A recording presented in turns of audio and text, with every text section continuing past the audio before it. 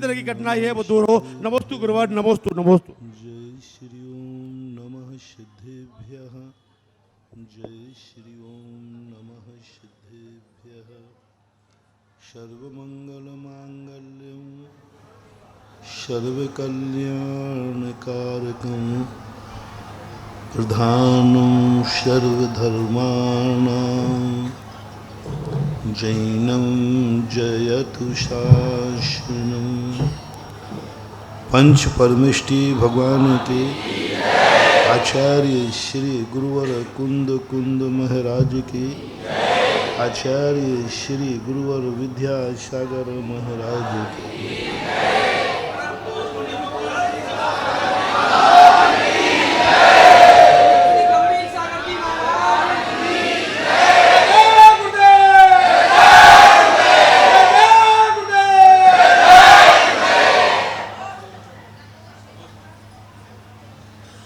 इस सारी दुनिया में कोई व्यक्ति कितना भी अपने आप में समर्थवान हो, लेकिन उसकी अंतर चेतना से एक आवाज़ उठती है कि कोई ना कोई जिंदगी में ऐसा मौका आ सकता है जो मेरी शक्ति कम पड़ सकती है जीने के लिए। कितनी अच्छा सोच रखने वाला व्यक्ति क्यों ना हो, चाणक्य जैसा कुशल बुद्धिमान क्यों ना हो, एक भय उसे सताता है कि जिंदगी में कोई ऐसा मौका आ सकता है जहाँ पर मेरी बुद्धि काम न करे। बहुत अच्छी आंखें हैं, लेकिन जिंदगी में एक विचार आता है कभी ऐसा भी हो सकता है कि देखने वाली वस्तु सामने है लेकिन मेरी आंखें कम पड़ रही हैं, सुनने के लिए मेरे कान कम पड़ रहे हैं, मैं बोलना चाहता हूँ लेकिन शब्द कम पड़ रहे हैं, मैं कमाना चाहता हूँ धन लेकिन कमा नहीं पा रहा हूँ। सामने दिख रही है कमाई, इसमें कमाई हो सकती है, लेकिन ऐसा समय आता है जिंदगी में कि वो कमा नहीं पाता। लाभ सामने पड़ा हुआ है लेकिन वो लाभ नहीं ले पाता। ये प्रकृति के कुछ ऐसे सिद्धांत हैं जिन्होंने हर व्यक्ति के लिए, हर व्यक्ति के अहंकार को कहीं ना कहीं अनुशासित किया है, कहीं ना कहीं से पर का आलम्बन दिया है। प्रकृति ने जन्म देते समय ही माँ का आलम्बन दे दिया, पिता का आलम्बन दे दिया, और जन्मते ही वह व्यक्ति आलम्बन लेकर के ही शुरुआत करता है। और पूरी जिंदगी में हर समय कोई ना कोई ऐसा एक भय कहो या प्रकृति का नियम कहो, हर चीज़ में कोई ना कोई ऐसा व्यक्ति चाहिए जो हमसे आगे हो, हमसे आगे हो। जिस व्यक्ति के आगे कोई नहीं होता है वह उद्दंड कहलाता है। वह व्यक्ति कहीं ना कहीं ठोकर खाएगा।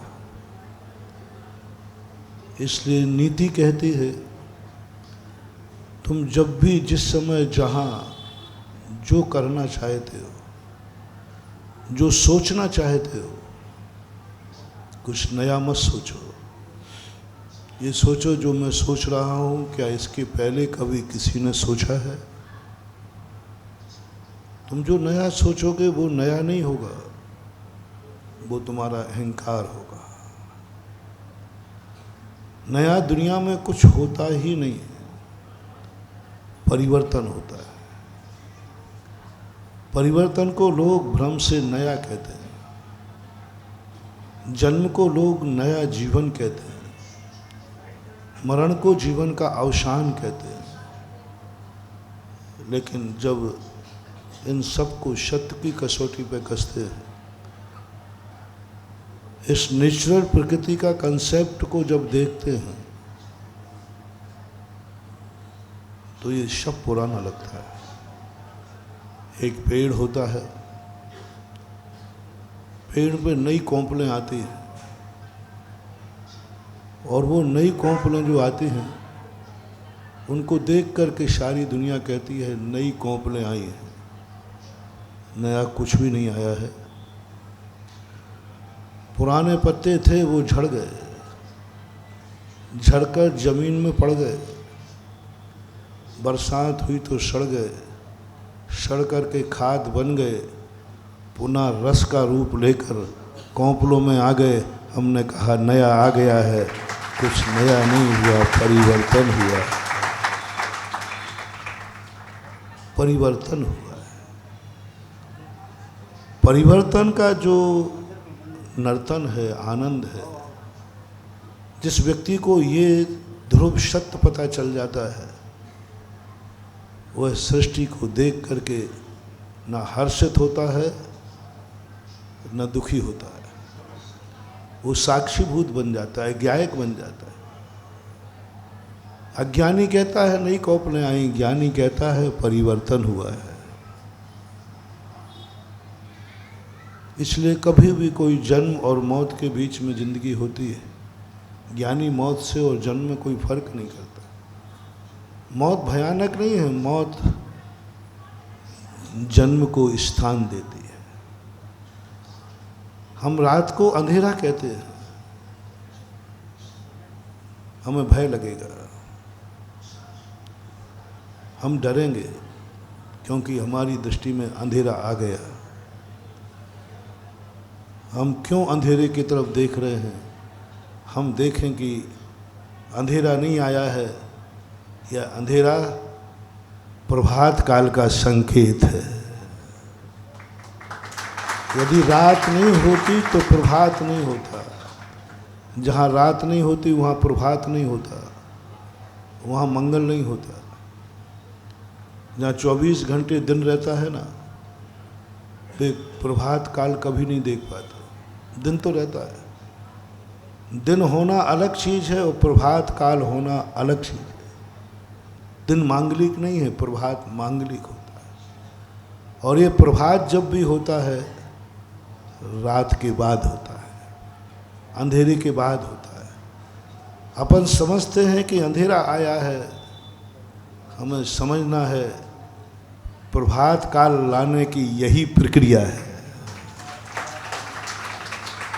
प्रभात काल लाने की यही प्रक्रिया है कि अंधेरे के बिना प्रभात नहीं आएगा। दिन तो आ जाएगा लेकिन प्रभात नहीं आता।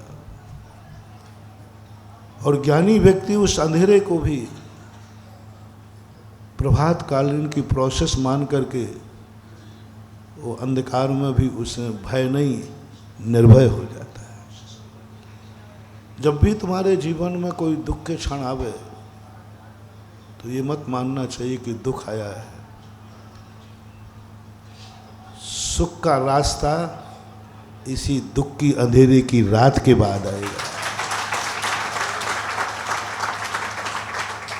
यदि तुम्हारे लिए दुख तुम्हारे लिए ठीक नहीं है, तुम चाहते हो कि दुख कभी मुझे ज़िंदगी में ना आवे, तुम सुखी होकर के भी सुख का तुम्हें आनंद नहीं आएगा, आनंद ही नहीं आएगा। तुम्हें उस सुख में उबासी आ जाएगी। उस सुख में इतने ज़्यादा तुम घबरा जाओ, 2-3 दिन से ज़्यादा सुखी नहीं रह पाओगे। बरुआ सागर वालों को मीठा अच्छा लगता है कि नहीं? हैं? मीठा अच्छा लगता है ना? तो एक वरदान दे दूं कि तुम जिंदगी भर मीठा ही मीठा खाओगे।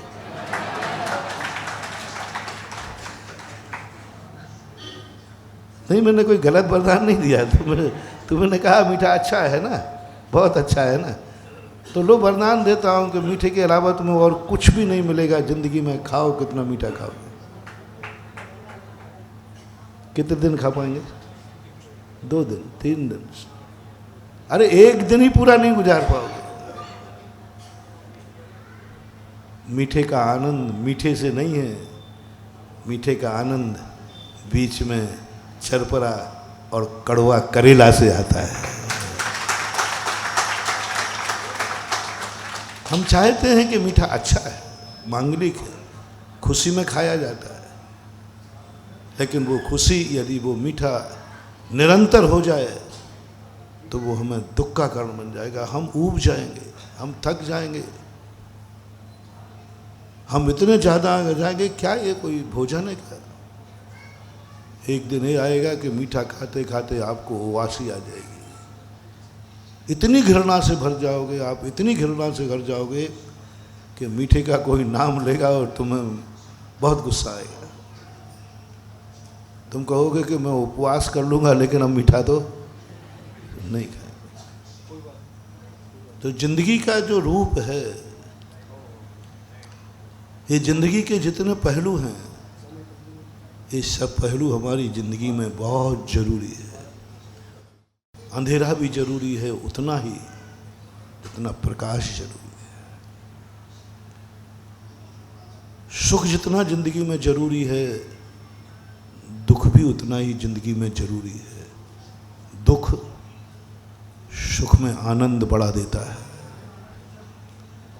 दुख का क्षण हम ये मानते हैं कि ये दुख आया है, दुख नहीं, ये दुख जिस दिन सुख आएगा उस दिन उस सुख को अनंत गुणा आनंद में कर देगा, अनंत गुणा। अभाव हमें सद्भाव को बहुत तेजी से पाता है। इसलिए हमें हमेशा एक विचार करना है, जो कुछ भी हम सोच रहे हैं निर्णय मत करना। सोचने के पहले सोच लेना कि यह बात जो मैंने आज दिमाग में आई है, इसके पहले किसी ने सोची है क्या? यदि तुम्हें पता चले कि ये बात तो किसी ने नहीं सोची, तो उस बात को एक कचड़े में डाल देना। कचड़े में ना डाल सको तो सेव कर लेना। अनुकरण नहीं करना, अनुकरण नहीं करना, तुम धोखे में पड़ोगे, कहीं गड्ढे में पड़ोगे, बहुत परेशानी में पड़ जाओगे।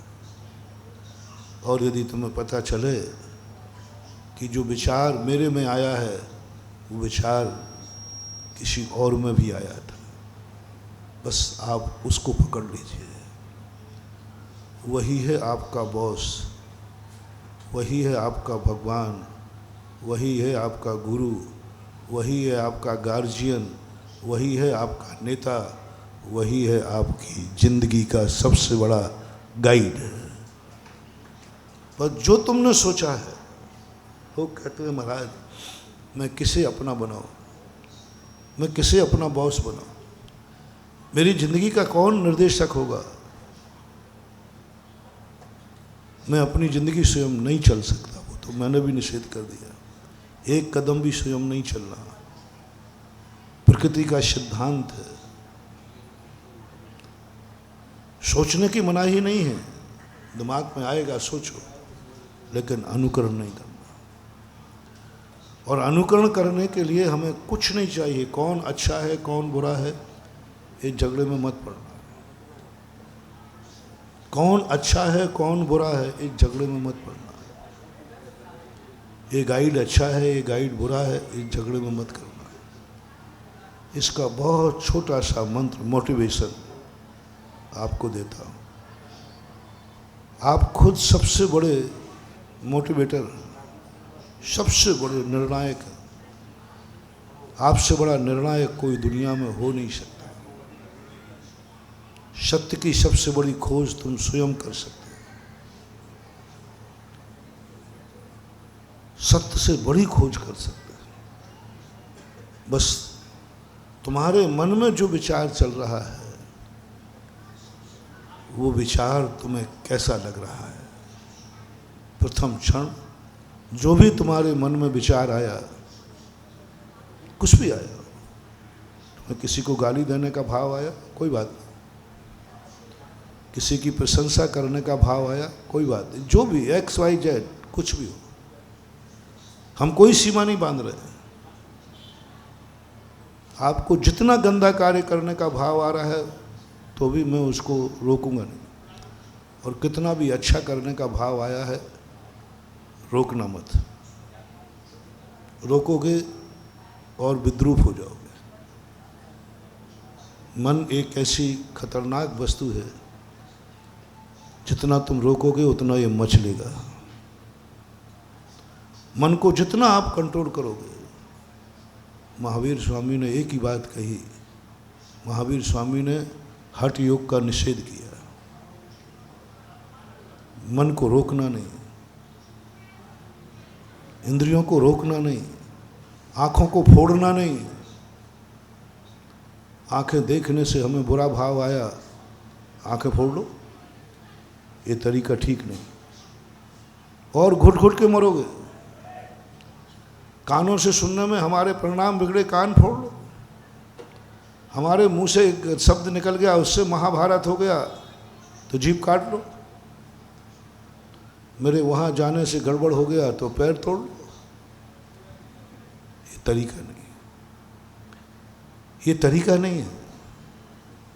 ये तरीका बहुत खतरनाक है, इसमें ज़िंदगी और विद्रूप हो जाएगी, विकलांग हो जाएगी। इसलिए मन को कभी रोकना नहीं, आँख को कभी रोकना नहीं। तुम्हारे लिए ऐसी घुटन पैदा होगी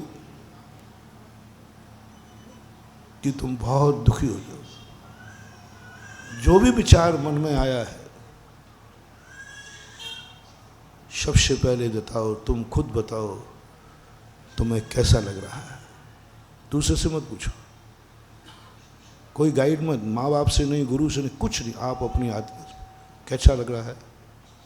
जो विचार आया है तुम्हें कैसा लग रहा है, पहला निर्णय आपको स्वयं करना है। लग कैसा रहा, सही है गलत ये नहीं कह रहा हूं, तुम्हें फीलिंग कैसी हो रही है।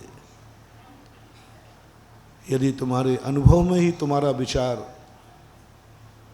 तुम्हें भय पैदा कर रहा हो, डर पैदा कर रहा हो, महानुभाव, उस भाव को वहीं त्याग देना, क्योंकि सबसे बड़े निर्णायक तुम्हारी आत्मा है। भगवान से भी बड़ा निर्णय अपनी आत्मा करती है। यदि किसी भी कार्य करते समय तुम्हें भय आ गया, डर लग गया, कांप गए, ये परिणाम बुरा है,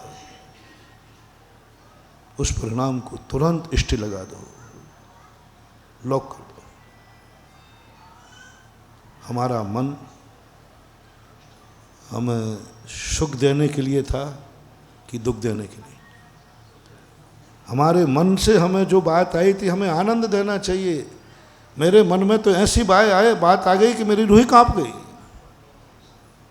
मेरे मन में ऐसा विचार आ गया कि मैं डर से कांप गया। सावधान, मन तुम्हारा बेकाबू है, तुम्हारा होकर के भी तुम्हारा नाश करेगा, क्योंकि उसने जो विचार किया है उसमें तुम्हारी आत्मा कांप गई। और जैसे ही तुम्हारे विचार आए और आनंद की लहर आ जाए, काश जो विचार आया है ये विचार जिंदगी में सफल हो जाए, मज़ा आएगा, बस कोट कर लो। जो विचार आया है वो, मैं गंदे अच्छे की बात नहीं कर रहा हूँ। तुम्हें शराब पीने का विचार आया है तो यदि तुम्हें लगे कि बहुत अच्छा, काश शराब मिल जाए, तो मैं थोड़ा निगेटिव बोलता हूँ, क्योंकि अच्छी बातें तुम्हें शायद आएंगी ही नहीं। तुम्हें यही बातें आएंगी, यदि मैं उनको मना करूँगा तो तुम मानोगे नहीं। तुम कहोगे मैं पहले ही जानता, महाराज जी मना करेंगे कि शराब मत पीना, गुटखा मत खाना, गाली मत देना। ये हम लोगों की अंदर की बातें तुम लोग जान तो पहले ही से। महाराज क्या कहेंगे मालूम प्रवचन में? कई पेपर वाले होते ना, वो प्रवचनों में नहीं आते, वे वहीं से न्यूज़ बना करके पेपर में छाप देते। मैंने क्यों से छाप दिया? बोले हमें मालूम है कि आप लोग क्या बोलोगे, क्योंकि आप लोग हमारे मन की बातें तो बोलने वाले हो नहीं। हम लोगों को जो जो अच्छा लगता है वही वही बातों को आप मना करते हैं। आपको इस संसार में आनंद आता ही नहीं, मैं करूं क्या, हमारी आपकी पटरी बैठ ही नहीं सकती। वो बात सही है। जिन जिन चीज़ों में तुम्हें आनंद आता है वे हमारे लिए आनंददायी नहीं है, मैं उनके लिए मना करता हूँ। बस वहीं से तुम्हारा मन बिगड़ जाता है। कहा था ना महाराज, वही चीज़ मना करेंगे ना जो अपन को अच्छी लगती है, तो आप साधुओं से दूर भागते हो। बोले क्या करेंगे साधु? जो हमें अच्छा लगता है वो महाराज को अच्छा नहीं लगता, और जो महाराज को अच्छा लगता है वो हमें अच्छा नहीं लगता। महाराज को तो बस त्याग, इस संसार में महाराज को कोई आनंद है ही नहीं। और साधवादी है, इन्हें सब बुरा लगता है, इन्हें परिवार बुरा लगता है, इन्हें माँ बाप बुरे लगते छोड़ बैठे, इन्हें परिवार बुरा लगता है छोड़ बैठे, इन्हें धन दौलत बुरी लगती है छोड़ बैठे, इन्हें मकान जायदाद बुरी लगती है छोड़ बैठे, इन्हें कपड़े भी बुरे लगते हैं छोड़ बैठे। छोड़ेंगे नहीं। और ये सब चीज़ें तुम्हें, बोलो कपड़े कैसे लगते हैं, बोल दो ना, अच्छे लगते। मकान, धन दौलत, परिवार, तो हमारी तुम्हारी पटरी बैठेगी कैसे? जो तुम्हारे लिए अच्छा लगता है वो मेरे लिए ठीक नहीं है, मैंने छोड़ दिया उसको। अच्छा होता तो मैं क्यों छोड़ता? मेरी दृष्टि में वो सब, मेरे अनुभव में वो सब ठीक नहीं हुए। मुझे वो दुख का कारण दिखे, मुझे दिखा भविष्य में दुख का अपार भंडार, वो छोड़ दिए। व्यक्ति वही चीज़ छोड़ता है जिसमें उसको दुख नज़र आता है। और तुम्हें दुख नज़र किस में आ रहा है? तुम्हें दुख नज़र आ रहा है कि यदि मैंने माँ बाप छोड़ दिए, परिवार छोड़ दिया, धन दौलत छोड़ दिए, सारे कपड़े छोड़ दिए, तो महाराज फिर क्या होगा? बाबा जी, कांप गई तुम्हारी आत्मा, कांप गई तुम्हारी आत्मा। महाराज मैं नहीं छोड़ सकता, डर लग गया। मैं महाराज परिवार छोड़ दूँ, धन दौलत छोड़ दूँ, गर्मी में सारा अन्न जल छोड़ दूँ? कांप गई आत्मा। मत बनना साधु, दक्षिण एक ही बना के चलना। जो विचार तुम्हारे मन में आए, कभी महाराज बनने का भाव आवे, और जैसे ही तुम्हारा मन कांप जाए, अरे इसमें तो ये छोड़ना पड़ेगा, मत बनना साधु, नहीं तो तुम साधुपने से भ्रष्ट हो जाओगे, निश्चित है, निश्चित है। क्योंकि जिस दिन तुम्हारे मन में भाव आया, उसी दिन भाव आते ही तुम्हारी आत्मा डर गई, भय खा गया। कोई भी कार्य हो, अच्छा हो या बुरा हो, भय यदि आत्मा में आ गया, सबसे बड़ा अपशगुन है भय। अपशगुन सबसे बड़ा, यदि अपनी जिंदगी में अपशगुन है, किसी भी कार्य करते समय अपने मन में भाव आया भय का, अपशगुन है, उस कार्य को इष्ट कर दो, चाहे वो मुनि बनने का भाव क्यों ना हो, चाहे कितना भी अच्छा करने का भाव क्यों ना हो। सारा जगत तुम्हें अच्छा कहे तो भी तुम इष्टे लगा देना, क्योंकि तुम्हें भय लग रहा है। और यदि तुम्हें आनंद की अनुभूति हो जाए, नहीं कोई भय नहीं, यदि ये मेरी जिंदगी में आ जाए, बस मुझे सारी जन्नत मिल गई, इसके अलावा मुझे कुछ नहीं चाहिए, यह है आनंद।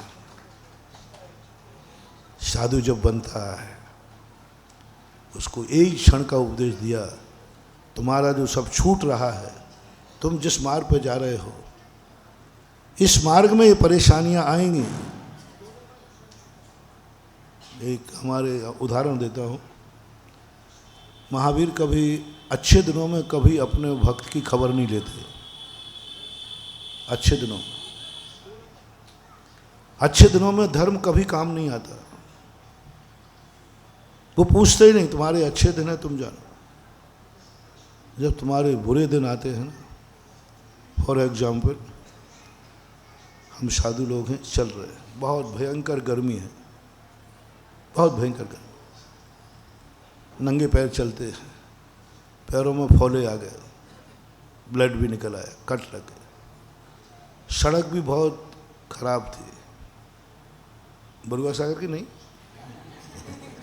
सड़क बहुत अच्छी थी, बहुत खतरनाक, ऊपर भी आग बरस रही थी, नीचे भी आग बरस रही थी, पैरों में फोले थे।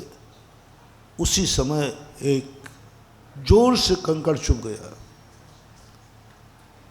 साधु के मुख से चीख निकल गई, निकल सकते, क्योंकि तकलीफ अलग चीज है, कष्ट अलग चीज है, संकलेश अलग चीज है।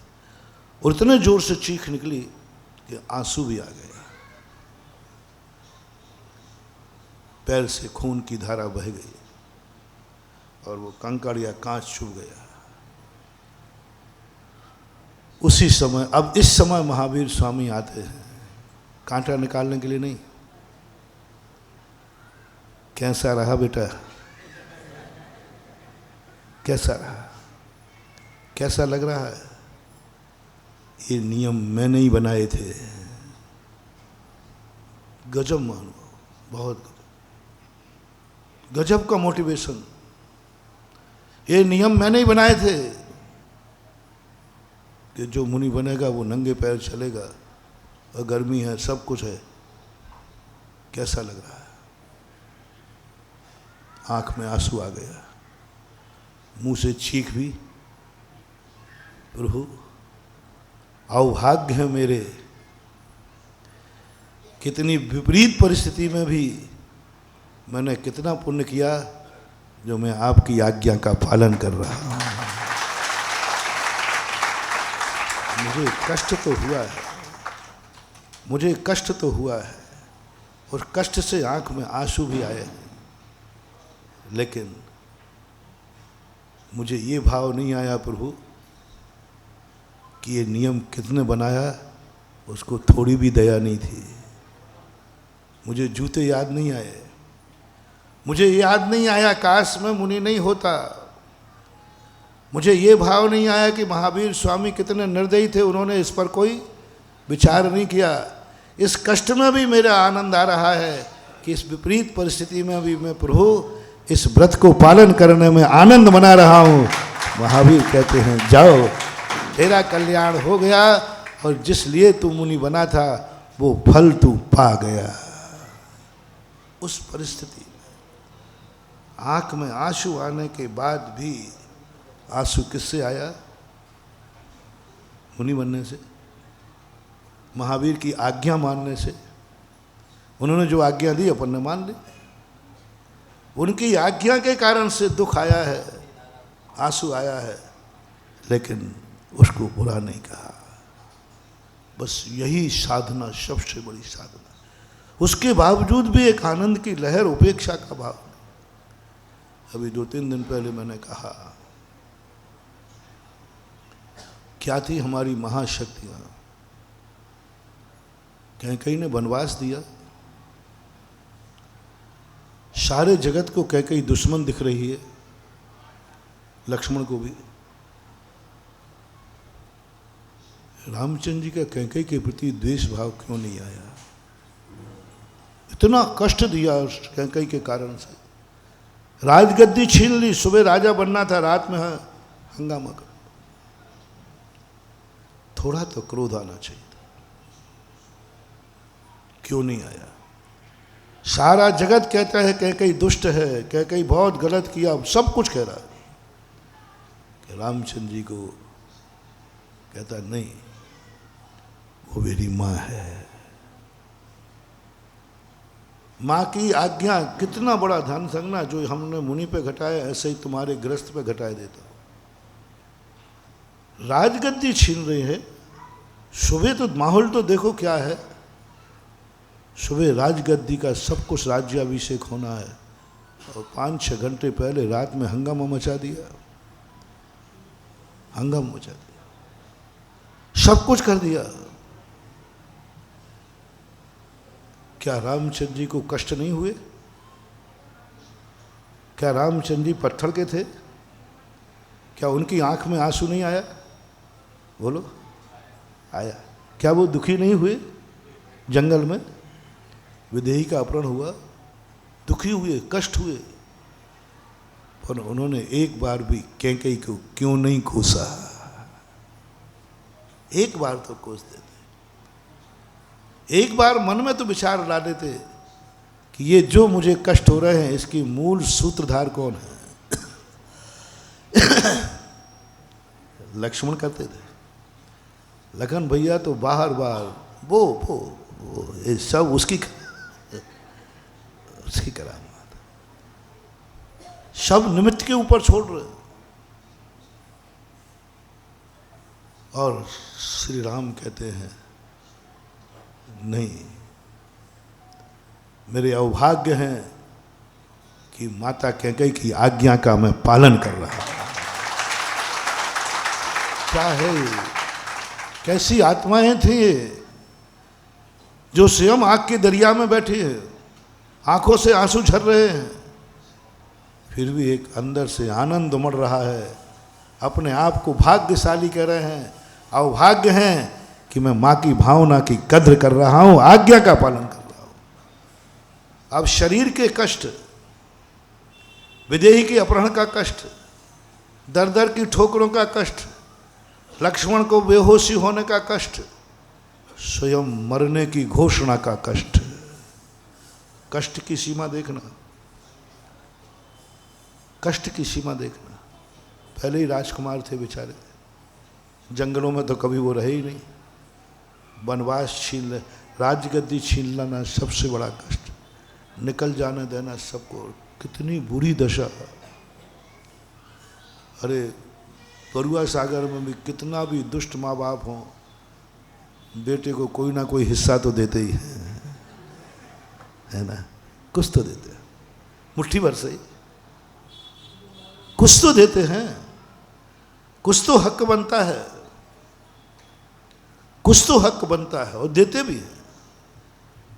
ऐसा कोई माँ बाप आज कलयुग में नहीं है जो ये कहे मैं बेटे को तो एक दाना भी नहीं दूंगा, भले कम देगा लेकिन दे देगा। लेकिन कैकेयी तो एक जोड़ी कपड़े,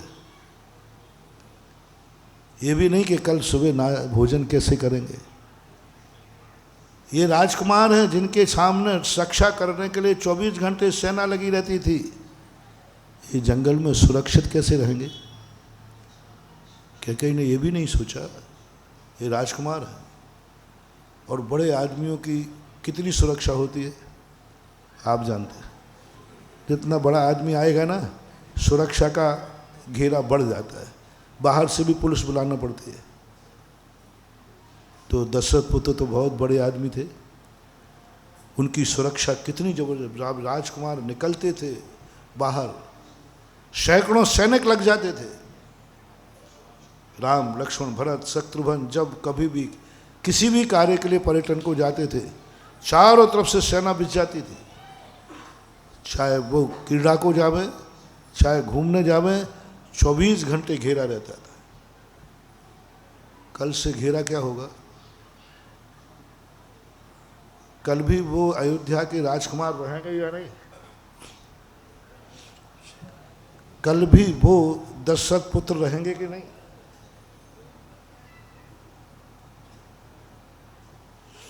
रहेंगे,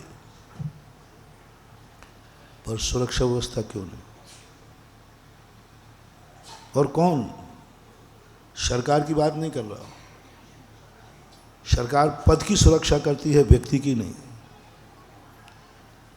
मुख्यमंत्री जब चुनाव होते ना,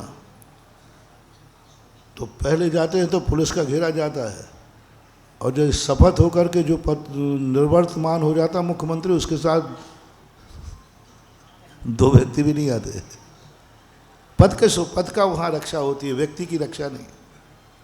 लेकिन यहाँ पद भी था और व्यक्ति भी था। एक सुरक्षा का कोई आइटम नहीं दिया, एक सैनिक नहीं दिया, कपड़े नहीं दिए।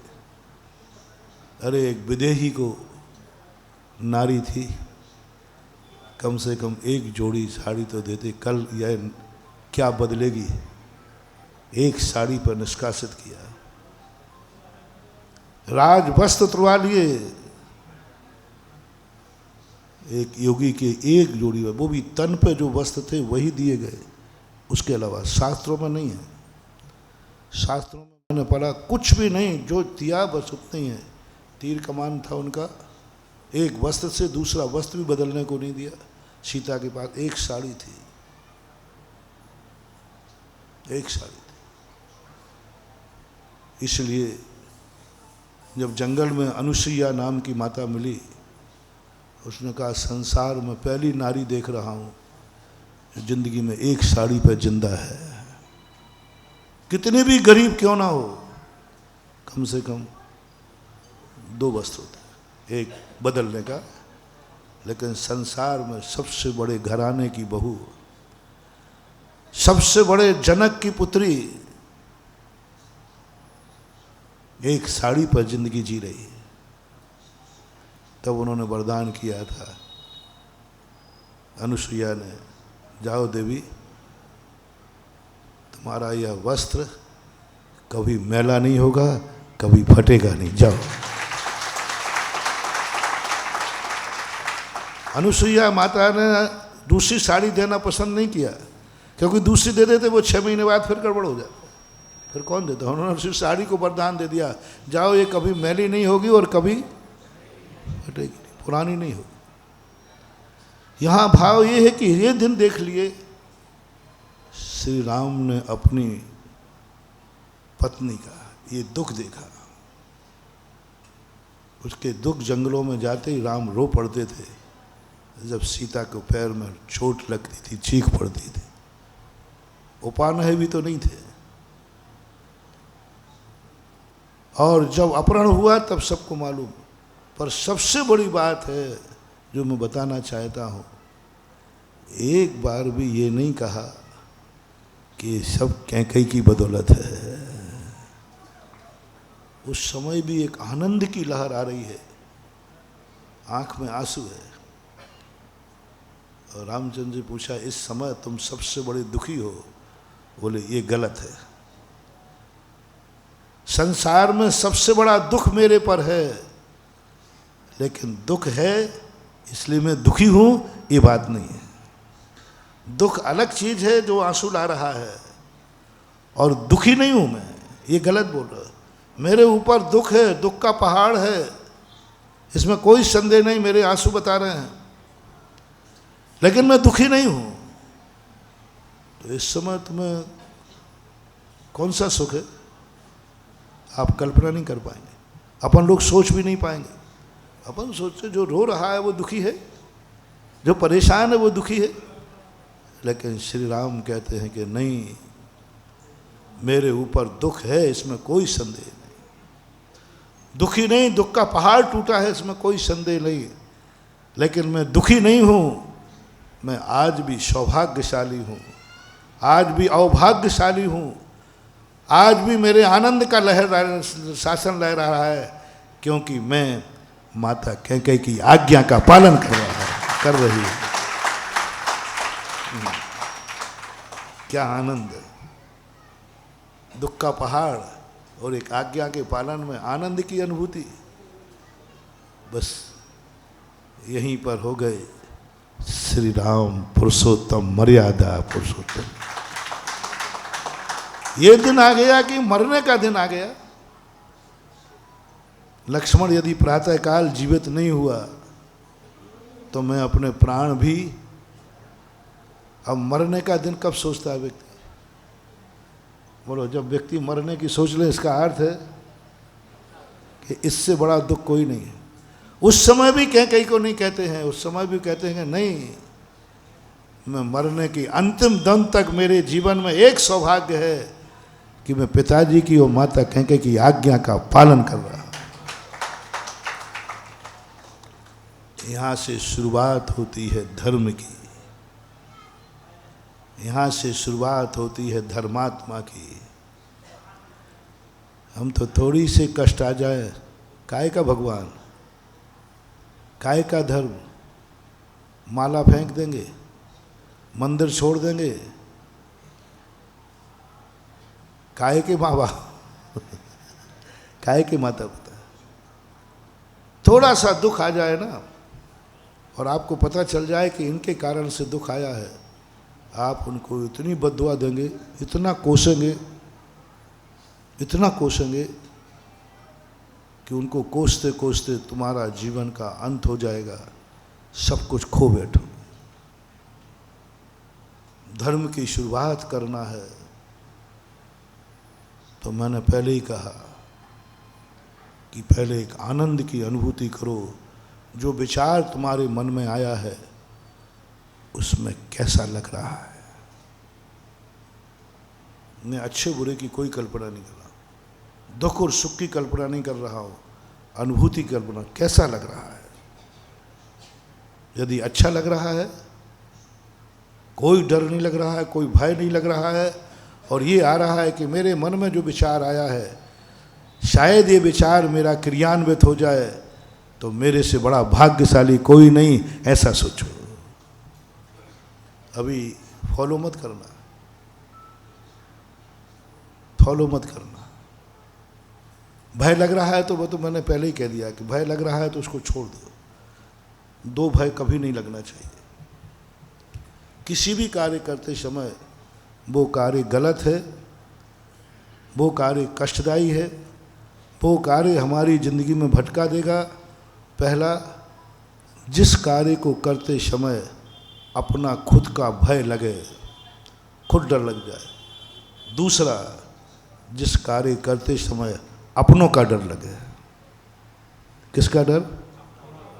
बस मैं ज़्यादा पाप नहीं छुड़ाऊंगा तुम्हारे, बहुत थोड़ा ही सा। स्वयं किसी कार्य करते समय स्वयं डर लग रहा है, मत करना। दूसरा कार्य करना, अपनों का डर। तुम्हें ये कार्य करते समय किसका डर लग रहा है? माँ बाप का। मैं जो कर रहा हूँ ये मेरे मम्मी पापा को पता चल गया, ठीक नहीं होगा। ओहो, जिसका नाम लेते ही, जिसकी गोद मिलते ही सारे जगत के भय दूर हो जाते हैं, तो उन्हीं से डर रहा है। बच्चा कितना भी भयभीत हो जाए, माँ सामने आ जाए तो भय दूर हो जाए। बालक भी जिसको पा करके भयभीत नहीं होता, निर्भय हो जाता है, सो जाता है, अब कोई डर नहीं, माँ मिल गई, माँ सामने आ गई। माँ बाप को देख करके, माँ बाप को याद करके, माँ बाप को मेरी ये पता चल जाए तो मैंने जो किया है वैसे मेरे माँ बाप को पता नहीं चलना चाहिए। यदि ऐसा भाव तुम्हारे अंदर आ गया, समझ लेना संसार का सबसे बड़ा पाप है जो तुम्हारी जिंदगी का विनाश कर देगा, वहीं छोड़ देना। अपनों का भय। और यदि ये भाव आ जाए, जो मैंने किया है ये सबसे पहले मेरे मम्मी पापा को पता चले, उनकी छाती फूल कर 56 इंच की हो जाएगी, कर डालो, कर डालो।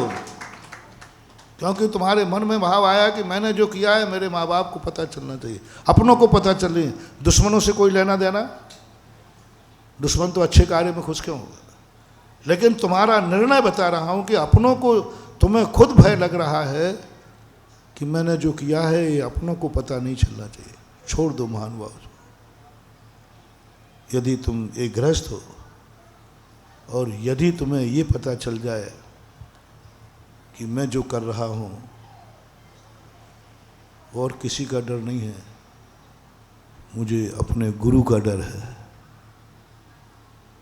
तो यदि तुम सही में शिष्य हो तो उस कार्य को वहीं छोड़ देना जिसको करते समय गुरु का डर लग रहा हो। ये तुम्हारा खुद के हाथ में दे रहा हूं निर्णय। इसके बावजूद भी यदि तुम्हें नहीं महाराज मुझे इस करने में माँ बाप का कोई डर नहीं, कई गुंडे तत्व होते वो कहते हाँ पापा से कह देना, मैं पापा से डरता नहीं हूँ। हाँ, बरुआ सागर में एक आध गुंडा मिल सकता है जो ये कहते क्यों भैया तुम ये कर रहे, कम से कम तुम्हारे मम्मी पापा का डर नहीं है? हाँ हाँ कह देना मुझे, मैं अपने बाप से भी नहीं डरता हूँ, मैं मम्मी पापा से। देख भाई महाराज आए हैं, उनके कह दूँ तो हाँ हाँ कह देना महाराज से, मैं महाराज से भी नहीं डरता हूँ। हो सकता है, हो सकता है, हो सकता है। ये संसार है, ये संसार है। कुछ ऐसे उद्दंड हो सकते जो कहते मैं भगवान से भी नहीं डरता हूं। जिनको कहो अरे भाई तू जो पाप कर रहा है भगवान से तो डर, वो कहता है मुझे भगवान से भी कोई डर नहीं होता है, मैं भगवान को मानता ही नहीं हूं। हिरण्याकश्यप, मैं भगवान से कोई डर नहीं लगता, भगवान से मुझे कोई मतलब नहीं है, कह दो भगवान से, मैं भगवान से भी निपट लूंगा। ऐसे गुंडे तत्व से भी मेरा, क्योंकि हम लोग जब प्रवचन देते हैं ना तो सूर्य बन के देते हैं। सूर्य प्रकाश उन्हीं को नहीं देता जो उनकी पूजा करते हैं, सूर्य प्रकाश उनको भी देता है जो उसको गाली देते हैं। साधु धर्म महान आत्माएं सूर्य के समान होते हैं। वे मात उसे ही प्रकाश नहीं देंगे जो उनकी पूजा करेगा, सबको जो दरवाज़ा खुलेगा प्रकाश देगा। सूरज मात भारत देश पूजा करता है, क्या सूरज भारत को ही प्रकाश देता है कि पाकिस्तान को भी, अमेरिका को भी, सारे विश्व को देता है, सबको देता है, पापी हो या पुण्यात्मा हो। ऐसे हम लोग जो हैं, हम ये नहीं सोच रहे हैं कि जो हमारे भगत हैं हम उन्हीं को प्रकाश दें, नहीं। उस गुंडे से भी मेरा कहना है, तुम्हारी भाषा में बोल रहा हूँ, और दुर्जन से भी मेरा कहना है, उसके प्रति भी मेरी दया भाव है। तू किससे नहीं डरा? माँ बाप से नहीं, दुनिया से नहीं, देख कानून से, बोले कानून से भी मैं नहीं डरता हूँ। क्या करेगा कानून? क्या करेगा? जेल भेजेगा, और क्या करेगा? भेज, हाँ रहते ऐसे गुंडे तो पहले बोले साहब क्या करोगे आप? जेल भेजोगे, चला जाऊंगा, और क्या फांसी भी चढ़ाओगे? अरे मजेदार है ये दुनिया। ऐसे ऐसे निर्भय लोग हैं जो कहते हैं क्या करोगे, फांसी भी चढ़ाओगे ना, मैं चढ़ जाऊंगा, लेकिन मैं ये काम करता हूं और करूंगा। ऐसे पापी लोगों के प्रति भी मेरा एक मोटिवेशन है, जो मौत से भी नहीं, कानून से भी नहीं, गुरु से नहीं, किसी से नहीं डरते। बस उस कार्य को करने के पहले इतना जरूर विचार लेना, जो तुम करने जा रहे हो तुम्हारे पहले यह कार्य किसी ने किया है क्या? बस इतना सा है, और कुछ नहीं। किया है क्या? यदि किया है तो बस तुम्हारा बॉस वही है। बुरे कार्य करने का बॉस, मैं अच्छे का नहीं कह रहा। उस बॉस को ढूंढो कहाँ है वो, और उस बॉस की दशा देखो क्या हुई है, और बॉस से पूछो कि आज तुम्हारी क्या स्थिति है। उसको देखने के बाद आप करना, लेकिन जो भी करना किसी एक को बॉस बना के करना। डाकुओं का भी सरदार होता है, बताते हैं, डाकुओं का भी सरदार होता है। कितने बड़े डाकू क्यों ना हो, उनका भी सरदार होता है। भली कालिया कितनी मजबूत हो, लेकिन गब्बर सिंह सरदार होता है। और सरदार के सामने कितने खूंखार क्यों ना हो, वह नम्र होता है। सरदार यदि गोली मार दे तो मार सकता है, वो लौट के गोली नहीं मारेगा, यदि सही सरदार माना है तो। और तुमने यदि वो बॉस बना लिया है, बॉस तुम्हें अंतर की चेतना, कहना साहब मैं बॉस बनाया है, फिर उससे पूछना अंदर की वेदना कि इतना करने के बाद तुमने क्या पाया है। वो रो करके जो कहानी सुनाएगा, आप खुद इतनी बुरी तरह रोएंगे कि द्वारा डाका डालने का भाव नहीं करेंगे। लेकिन बॉस के अनुभव सुनना, बाहर से नहीं अंदर से। और इसीलिए अच्छे कार्यों में भी यही करना, जब तुम कोई अच्छा कार्य करते हो तो इसके पहले किसी ने किया है क्या? मैं मुनि बना, अपनी तबीयत से नहीं बना। मैंने पहले समझा मेरे पहले कोई मुनि बना है क्या, और उन्होंने मुनि बन के क्या पाया है। बस उनका हौसला, उनका पद देख करके अब मुझे कष्टों में आंसू आता है, लेकिन आनंद का सागर लहराता है, क्योंकि हमने देख रहा जो मुनि बने हैं वे यहाँ बैठे।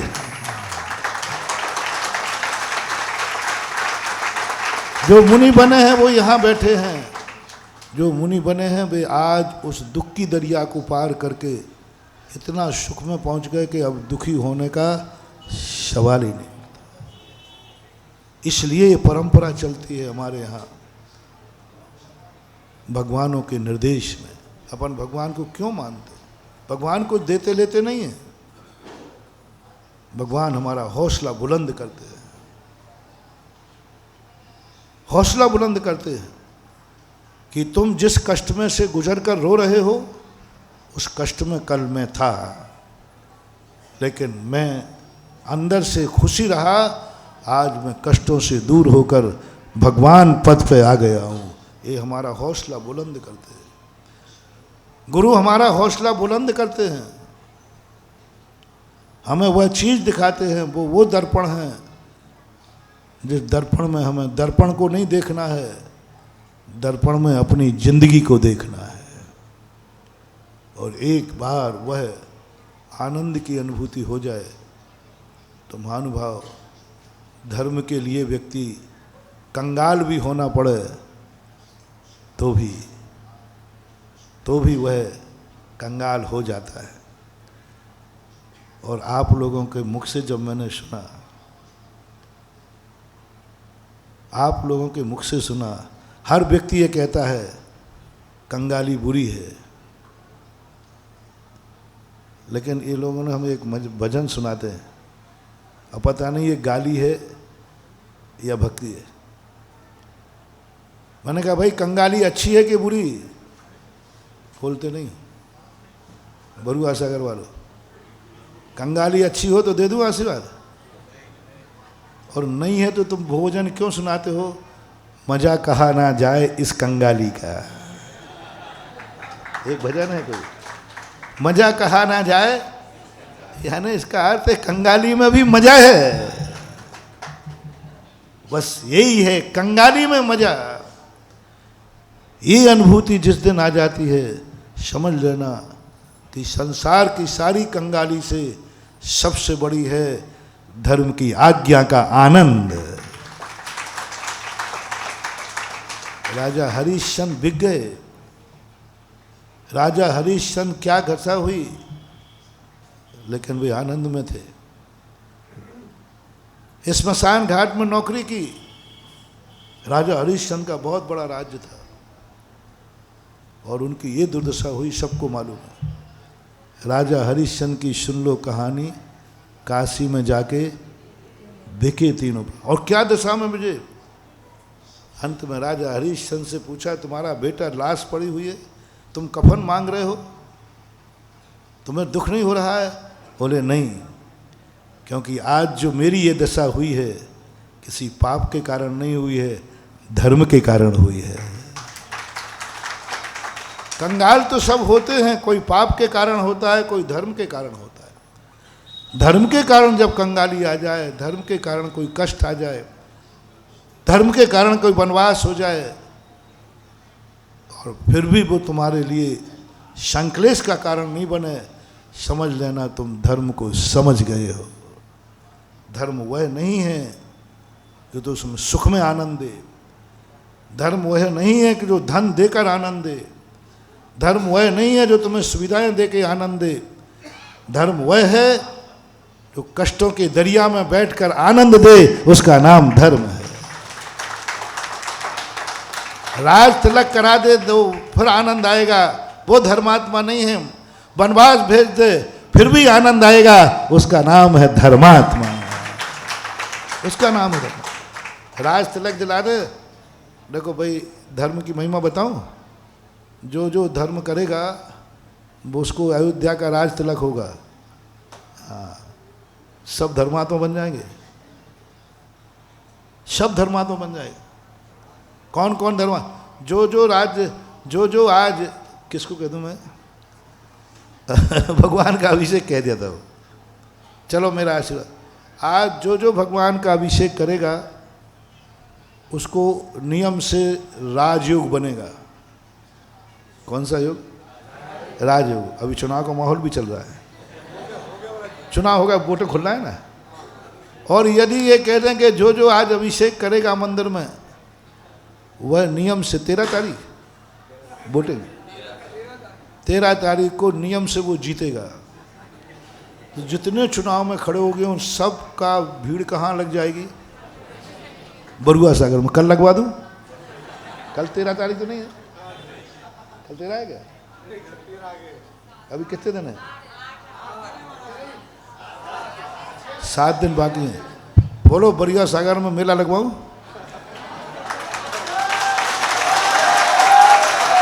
भाई देखो, अब व्यवस्था आपको संभालना है, अब आप पुलिस की व्यवस्था कर लो। बस एक क्या बोलते हो, बाहर सब डालते, क्या डालते कि जो बरुआ सागर में महाराज ने कहा है जो आज भगवान का, बरुआ सागर के भगवान का अभिषेक करेगा नियम से वह विजयी होगा। डाल मत देना भैया, मामला गड़बड़ नहीं करना, लेकिन कह रहा हूँ सोचो, सोचो कभी ऐसा हो तो।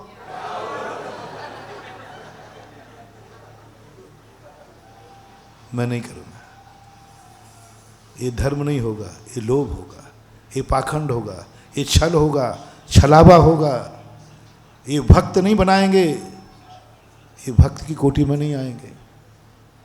लो अब एक बार शब्द डलवाता हूँ, जो यहाँ अभिषेक करेगा वो नियम से हारेगा।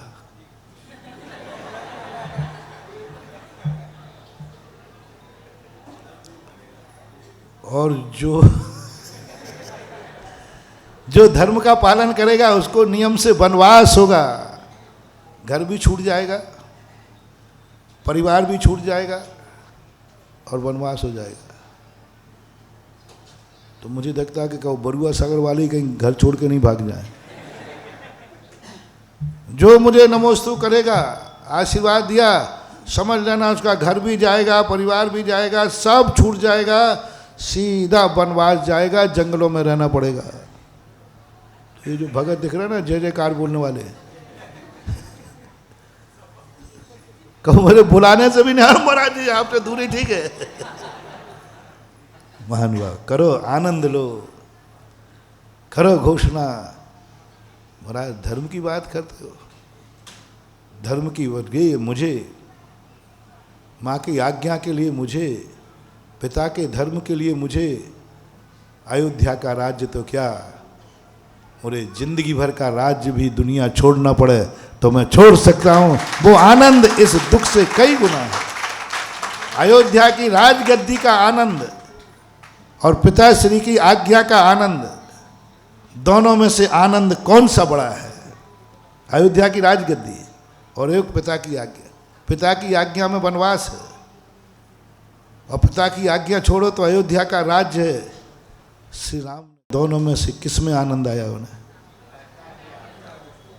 इसलिए आज वो हमारे भारत देश के धर्मात्मा हैं और वे धर्म की पर्याय हैं और वे धर्म का स्वरूप है। धर्म जब अभाव को प्राप्त की घोषणा करे फिर भी तुम्हें चुनौती देना, ठीक है मैं हर कष्ट को झेलने को तैयार हूं, मुझे धर्म चाहिए, क्योंकि धर्म का आनंद मैं जानता हूं। उसी समय महावीर ने कहा, कैसा लगा बेटा जो कांटा जो तुझे पैर में लगा है? बोले भगवान मजा आ गया। उसी समय महावीर हमें अपना शिष्य बना लेंगे और वो हमारे भगवान बन जाएंगे। समय आपका 9:35 हो गए, लाइव का समय भी पूरा हो गया, आपका समय भी पूरा हो गया। आज बहुत बड़ा मोटिवेशन दिया है, विचार करना। धर्म अंदर आत्मा की पर्याय बना है कि मात्र पाखंडी है, धर्म मात्र व्यापार है, धर्म से पाने की कोई बात है, धर्म कहीं लोभ में तो नहीं है, धर्म कहीं भय से तो नहीं है, धर्म आत्मा की पर्याय है। तो संसार के हर दुख को निमंत्रण दे दो, संसार का जितना दुख है आ जाओ मेरे धर्म के आनंद के सामने। संसार का कोई दुख मुझे दुखी कर ही नहीं सकेगा, क्योंकि मैं धर्म के आनंद से भरा हुआ हूँ। ऐसी पर्याय जब अपनी आत्मा में से प्रकट होती है तब कहीं उस धर्म का आनंद आता है। महावीर भगवान है कि